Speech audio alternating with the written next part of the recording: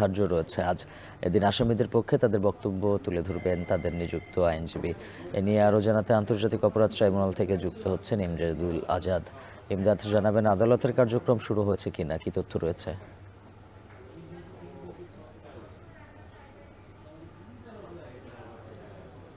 উজ্জ্বল, আদালতের কার্যক্রম এখনো শুরু হয় নাই, বা মূলত বেলা 10:30টার পরে আদালতের কার্যক্রম শুরু হয়। আজকে বেশ কয়েকটি মামলার শুনানি রয়েছে। এর মধ্যে উল্লেখযোগ্য যে সালমান এফ রহমান এবং আনিসুল হকের আজকে অভিযোগ গঠনের বিষয়ে শুনানি হওয়ার কথা রয়েছে। গত 4 জানুয়ারি অর্থাৎ গত রোববারই তাদের অভিযোগ গঠনের শুনানির দিন ধার্য ছিল, তবে সেদিন শুনানি হয়নি। আজকে আবারও শুনানির জন্য দিন ধার্য রাখা হয়েছে। আজকে প্রথমে সালমান এফ রহমান এবং আনিসুল হকের যে আইনজীবী মনসুরুল হক চৌধুরী তাদের পক্ষে শুনানি করবেন। গত রোববার যে শুনানি করেছিলেন, গত রোববার তিনি তার আইনজীবী দাবি করেছিলেন যেন বিদেশি আইনজীবী নিয়োগ দেওয়া যেতে পারে।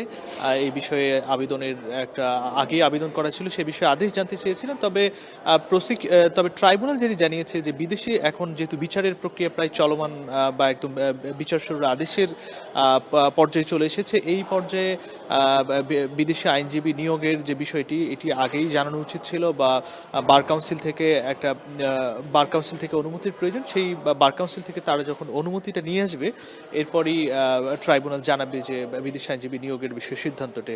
আর প্রসিকিউশন যেটি সেদিন বলেছিল যে আসলে বিচার প্রক্রিয়া বিলম্বিত করার জন্য আসামিপক্ষের আইনজীবী বারবার এই ধরনের সাবমিশন দিচ্ছে। আজকে আরও কিছু মামলার শুনানি রয়েছে। এর মধ্যে জুলাই আগস্টের অভ্যুত্থানে কুষ্টিয়ায় 6 জন নিহত হয়। এই ঘটনায় হাসানুল ইনুকে আজকে ট্রাইব্যুনালে হাজির করা হয়েছে। তারও বিরুদ্ধে আজকে সাক্ষ্য গ্রহণের দিন ধার্য রয়েছে। এছাড়া আবু সাইদের মামলা প্রায় শেষ পর্যায়ে রয়েছে, সেই মামলাটির শুনানি রয়েছে। উজ্জ্বল।